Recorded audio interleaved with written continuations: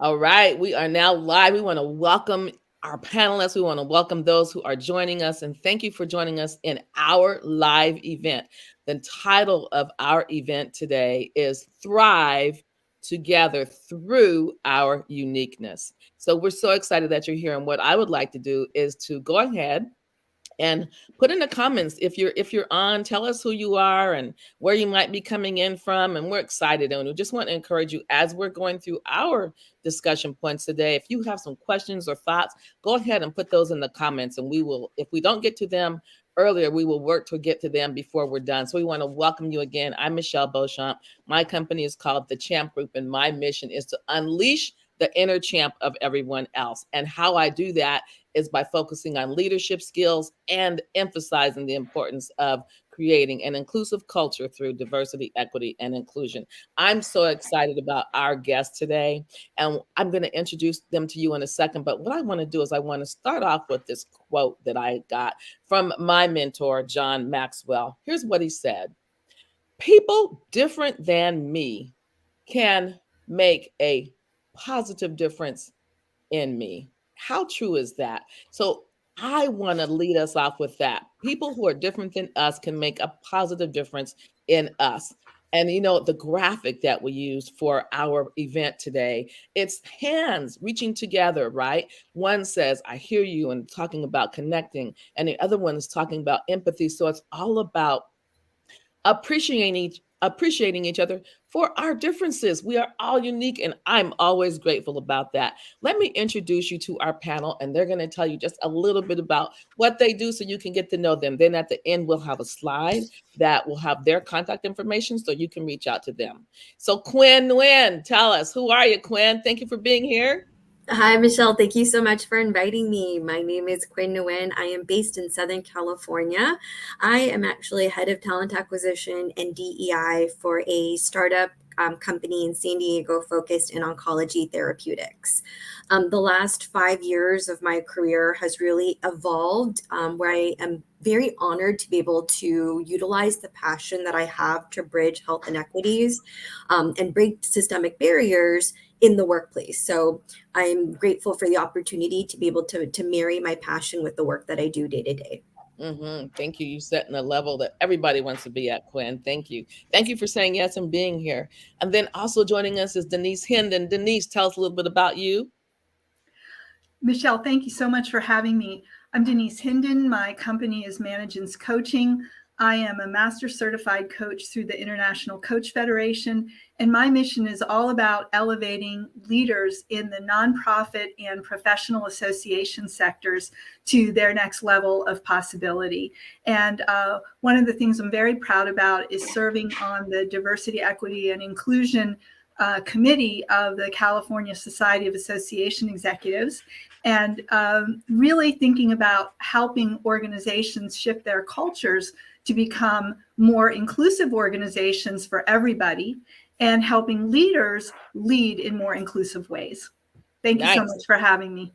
Thank you again, Denise, for saying yes. And then Deborah Thorne, tell us. We're happy to have you here too. Tell us about you, Deborah. All right, thanks, Michelle. And I'm always here for you when I can be. I'm Deborah Thorne, the Information Diva. I'm an author, coach, trainer, speaker, and the proud host of the Leverage Conference for speakers, authors, and entrepreneurs in our fourth year, happening November 10, 11, and 12. And I'm also the grandmother of a young man who has autism. Awesome. Thank you so much, Deborah. And we're looking forward to hearing about your experiences. What we're talking about today is barriers. So we are recognizing that April is the month of diversity awareness and autism awareness and acceptance.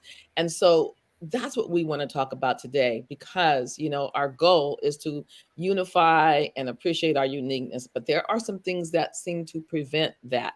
So I want to talk a little bit about four barriers, not saying that's all there are, but let's start by talking about four.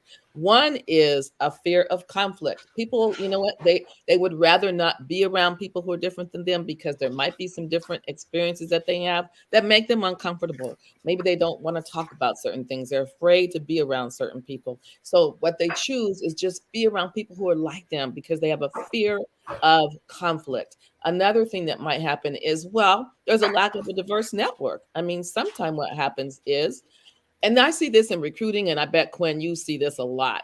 So people, when they have openings at organizations, they tell their network, we have an opening, so we want you to reach out to your network. The thing that happens is their network might be like your network. It might not include people who are different than them. So a lack of a diverse network can also be a challenge. Another problem too is biases, and we all have them. The challenge is not being aware of our biases and recognizing the prejudices that we have, which make us have assumptions and really cause a problem and help us or stop us from growing like we might want to grow. So biases do stop us, our barriers that stop us. And another one, and I'm going to say it, is arrogance. Sometimes people say, you know what, I'm good. My life is good. I don't need to get involved with people who are different than me. I'm good. So I would say that those are 4 barriers that prevent us from thriving together because of our uniqueness. So, what I want to do is I want to start by talking about what we can do to create an autism friendly environment. And again, we're recognizing that this is Autistic Awareness Month. And so, Quinn, I'm going to start with you and ask you, because this is a big thing. What the great news is that we are all becoming more aware of differences and moving toward thriving together. So share with us, what can we do to create an autism friendly environment, Quinn? So I think the very first thing is making sure that we're creating a safe environment for everybody. I think the one thing with autism is there's these what were traditionally social norms are no indication whatsoever of somebody's qualifications. So if somebody doesn't shake your hand firmly or they don't look you in the eye, that doesn't mean that they're any less engaged or any less interested. So I think it's a part about educating ourselves. There are a number of resources as we navigate this world of neurodiversity and what employers need to do to create friendly workplace environments. Part of that is dissolving the expectation that employees are the ones who are responsible to ask for accommodations. I think as managers and leaders, if you start to recognize that there may be some differences in the way somebody works, it is a leader's responsibility to ask, what tools or what can I do to provide to you to set you up for success? Whether that be physical work environment, workplace flexibility, work hours flexibility. For a lot of employers out there, if they don't know where to start, Ernst & Young or EY has incredible case studies on how neurodiversity and autism drive innovation. And the biggest case study that they did was they created their own center of excellence. And they had a project where they allocated project managers who were self-identified as autistic and gave them specific deliverables and measurable deliverables. And from that really showed the value of the success that can happen when you empower your employees with the right tools and environment. Other resources that I found particularly really helpful is higherautism.org. Okay. It's actually an organization as an arm of the Organization for Autism Research. And it provides job seeking tools and resources for those with autism, as well as for employers. Great training mechanisms, great ideas and thoughts on how to start to create better environments that are more inclusive. Other resources include autismsociety.org, where there's local chapters as well. Okay. Wow. Those are some great resources. And thank you for sharing that. And, a key thing that I heard you say, Quinn, was it's the leader's responsibility to notice. So rather than judge, we do have biases, right? We talked about that. Rather than making assumptions that this is the kind of work that this person should do, let's expand beyond that. And so thank you for sharing that wisdom and also those resources. That's great information. And so Deborah, I'm going to come to you now because Quinn mentioned a safe environment, right? That we need to have a safe environment. And Deborah, one of the things you said is you have a grandson who is autistic, and this was interesting when you brought this question up. You said creating a safe interactions for people with autism, and then you said especially males with authority figures. So you know what, we're talking about work and life, and so share what your experiences with that, what you're recommending with this. Well, I'm concerned. I have a concern. I have, as I said, a grandson. He's 24 years old. They taught him, he has learned to navigate, for instance, the bus system. So he can get on the bus and go from our home to the college where he attends. However, it's not safe Mm, because if an inappropriate person were to approach him, he would not respond. He would look. mm, And more importantly, or more fearful for me, is if law enforcement was to reach out to him, something as simple as asking him his name. He knows his name, but he would not be able to answer it. That could cost mm. him his life. Wow. And so, it becomes really a little, scary. People say, well, maybe you're overreacting, but I don't know if you remember a few years ago that this young man with autism was sitting on the ground playing with a fire truck or whatever. His Yes. caregiver was there, and the caregiver was trying to get him to put the toy down, and he wasn't really understanding. The police officer shot the caregiver, and the caregiver said to him, "Why did you shoot me?" And the policeman was very honest. He said, "I don't know." It Mm, was just people being uncomfortable in the situation. mm, And so, it really makes it difficult, because people with autism have lots of abilities, but they're, for safety reasons or for their interaction with other people, they're not able to put that forward. And as a result, more than 90% of adults with autism are unemployed. mm. Wow, Deborah, that hurts to hear about. And I do remember that situation, that incident. And so because you know what? It starts with awareness. And so those Exactly. resources that Quinn just gave, those are amazing resources. And so thank you for that because we have a lot of work to do as a society then is what that We means. absolutely do, because I sat and I wrote down, Quinn, thank you very much for those resources. Having dealt with my grandson all these years, neither one of those organizations have I ever heard of. Isn't that That's interesting? Yeah. It's worse than interesting. Yeah. He went through a whole school system. Nobody Yeah. mentioned these organizations, so I will So be thank checking them out, of course. See, and that's the reason why we're here, right? We're here because of that. I'm going to share a comment here from Claudia. Well, shout out to Mary and Claudia, by the way, who are commenting. Claudia said, "Yeah, my older son has Asperger's, and he is highly functional, but still he can't drive. He takes public transportation. I'm always worried for him." So thank you for that. Thank you for that, Claudia and Deborah. Thank you for bringing that up. So I'm going to go to our next point here. And, I feel like we could talk about each of these for 30 minutes alone, and we only have 30 minutes. So we're going to at least start to talk about these, and we could always continue these conversations. The next thing I'm going to talk about then is mental fitness. And, thank goodness mental health and mental well-being is very popular now.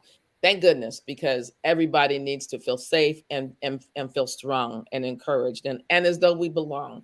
So Denise, you talked about mental fitness. What is mental fitness and how will it benefit us? Well, the term mental fitness comes from Shirzad Shamin's work around positive intelligence. That's the name of his book. And Mm-hmm. mental fitness is our capacity, each of our capacities to respond to life's challenges from a positive rather than a negative mindset. Mm-hmm. We are hardwired as human beings to respond from a very protective, fearful place. Mm-hmm. Our brains were created that way millions of years ago. And our primitive brain, our amygdala, still drives how we respond to the world. So when you were talking, Deborah, about and Claudia was mentioning fear for your grandson, when we are all out in the world, and something frightens us, we're responding from our amygdala, which is the most primitive part of our brain. And what's showing up is protect, protect, protect.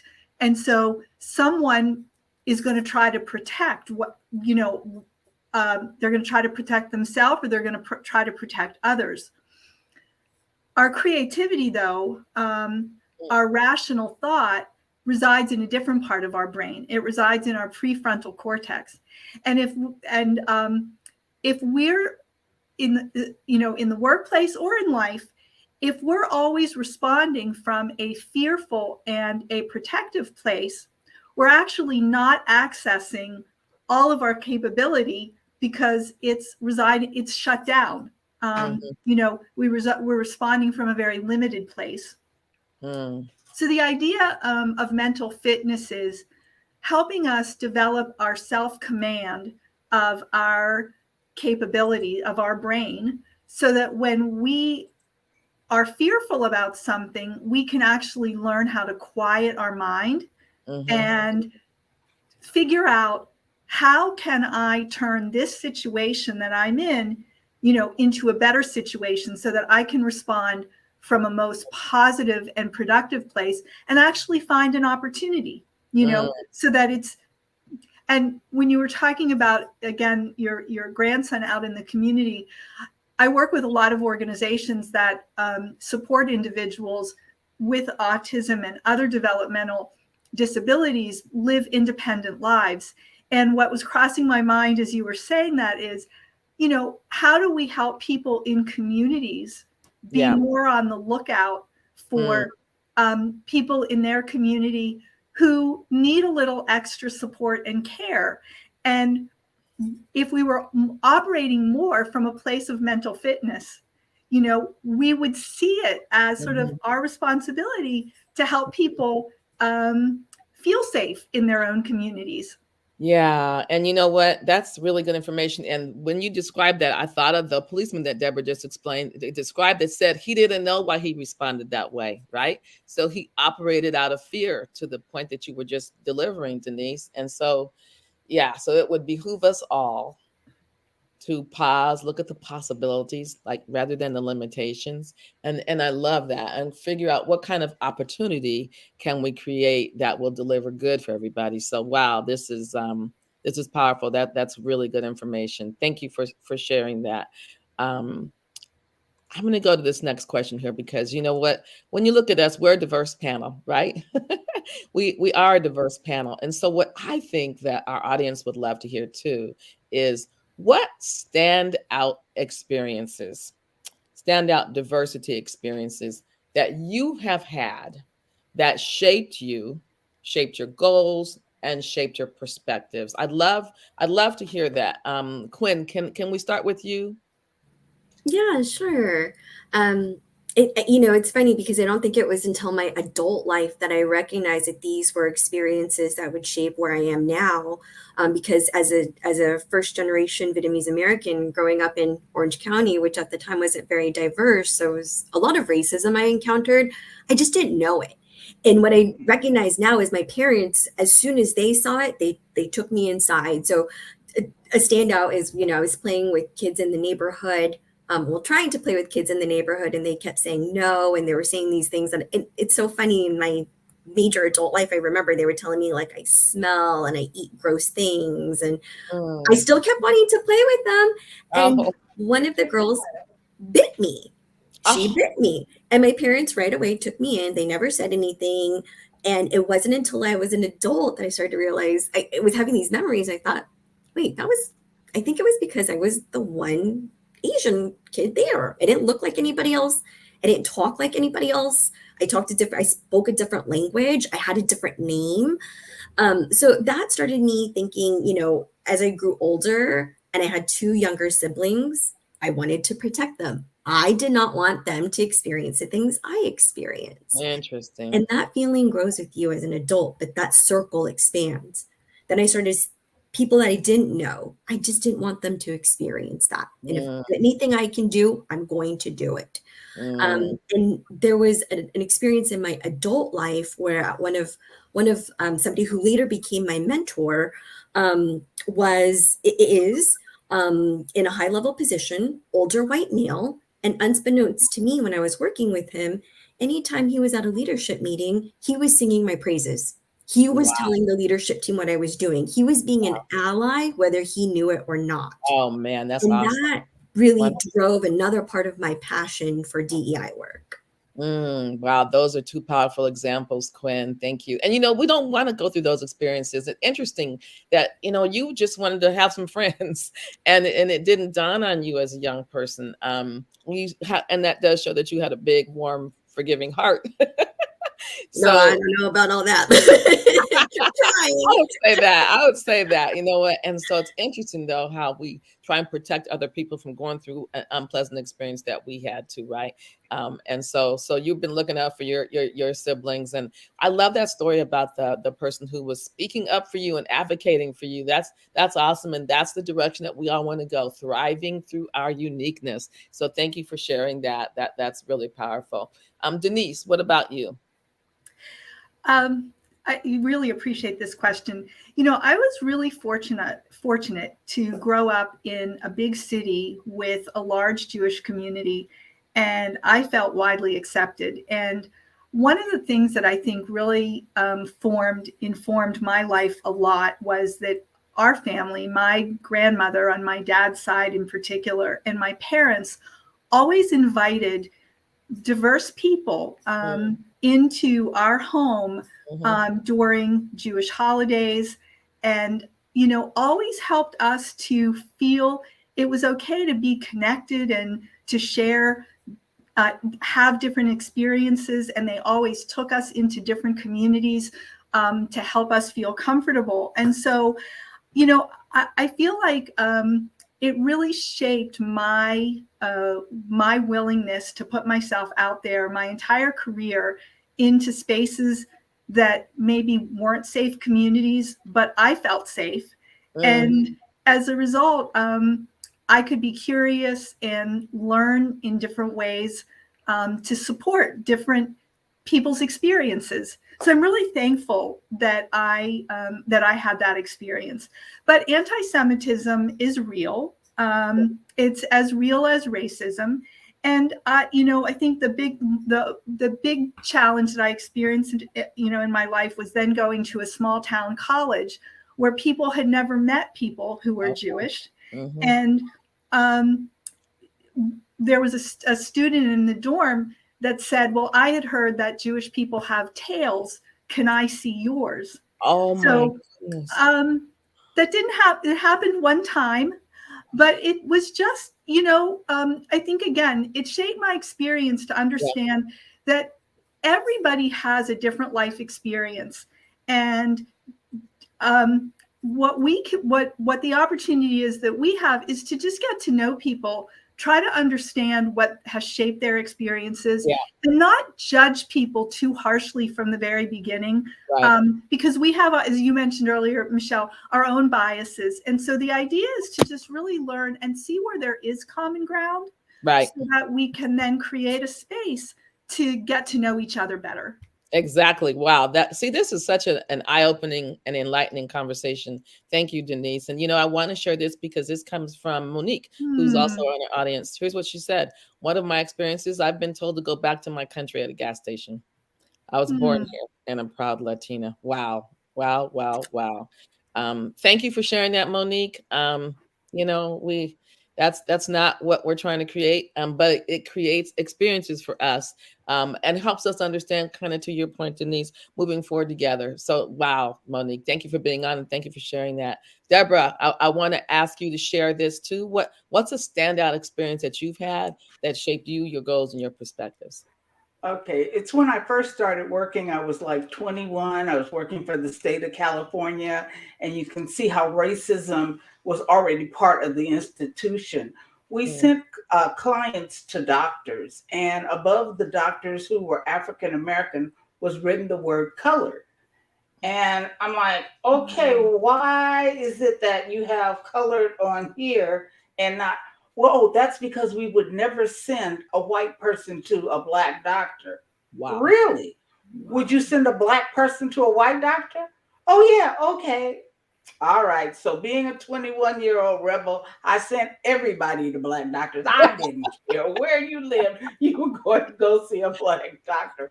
But for me, what that said was, we have to question authority. That's what your whole college education is about. You learned your history and all this growing to that point. And when you get there, question everything. Is Mm, this how you want to live your life? Is this how you mhm, want to see life go forward? And mhm. so, in addition to that, it was important to me. The biggest shape I think it was to expose my son to people of all kinds, shapes, and sizes. When Denise was talking, I remember the Seder we went to. We went to a Passover Seder. Absolutely beautiful experience because we understood the elements and they were explained to us. And I just think that and I, as a conflict resolution um, analyst, I tell folks when you talk about green people at your house and you can't stand green people and green people do this and green people do that, and then you send your children to school where there are green people and you want to understand why there's the conflict. Right, We all have to just expand. And if people are different, learn the differences. We have right. so many commonalities. And that's the change it made for me. Right. Wow. That such powerful stories that everyone got. And so that's what I love about it. See, like I said, we all are diverse and we have had diverse experiences, right? And we learn and grow through those experiences. And as I said earlier, what John Maxwell said, we can become better people and we can become better because of people who are different than us. And so thank you for your stories. Well, we only have a few more minutes. So I'm going to go and talk about empathy, right? So again, in our graphic, we had the two hands coming together. One was saying, "I hear you," and I mean, people hear you right now with the stories that we're sharing, and connect, right? We want to connect with people. Many times the words common ground and commonality have been said today. And so it's all about empathy. We don't have to have walked in their shoes, and we can imagine what that felt like when Monique said, when somebody told her that at the gas station, how did that feel? Maybe that hasn't happened to us, but how might she have felt when that happened to her? So that's what this is all about. So I want to end because we did share, we share some tools and we have shared some tools. And I want to talk just a little bit about empathy for the next few minutes that we have. And Denise, I'm going to start with you. Help us understand what can we do to become more empathetic? Well, thanks, Michelle. Empathy is the idea of standing in someone else's shoes and looking at the world from their perspective, not your perspective. And so I want to share 3 questions that are easy to ask to get more perspective in any situation. Tell me what's going on with you. What's on your mind? And tell me more about that. Mm, And to just ask those questions in any situation to hear more about what another person is thinking. And when we hear more, then we can respond from a place of caring and also candor, but candor that's built on a greater appreciation for where that person is coming from. those are And great questions. Yeah. Open ended, help people talk, exploring what's on their mind and their heart. yeah, exactly. I And I love it. just want to quickly, if I can, offer one more resource for folks that has to do with mental fitness, because one of the key components of mental fitness is being able to build that empathy muscle in ourselves. So the website positiveintelligence.com is Hmm. all about the work of Shirzad Shamin. And there is a free saboteur assessment that you can take on that website and get a report for yourself about what might be blocks to your own mental fitness. And that's a starting place for beginning a journey to develop mental fitness. And I can share more. If anybody's interested and would like to contact me, I can tell you more about that. Thank you for sharing that. Yeah, I went through some of his program. Very good to take a look at those saboteurs versus the sage for sure. For sure. Yeah. Very interesting. So we're almost out of time. So I'm going to ask Ariel to put in our slide so that there we go. There's our slide. So I want to thank our panelists again. Y'all have been amazing. I knew you would be. And so to our audience, I want you to make sure you take note of the contact information here from our esteemed and talented panel, so that if it's helpful for you, please reach out, because this was we just scratched the surface. I realized that, but the goal was to create awareness. And so I hope that we did that. And so what I want to do is I want to end by this wonderful statement from Mahatma Gandhi, who said, "Our ability to reach unity in diversity will be beauty and the test of our civilization." So you know what? We have potential. And Monique said, "I think we need to tell our stories that can relate to others as humans. We can't force change. We need to generate compassion." Oh, compassion. Amen. Amen. Thank you so much. Okay. Thank you, Ariel, for putting that slide up. And so I just want to thank our panel then for Deborah, Quinn, and Denise.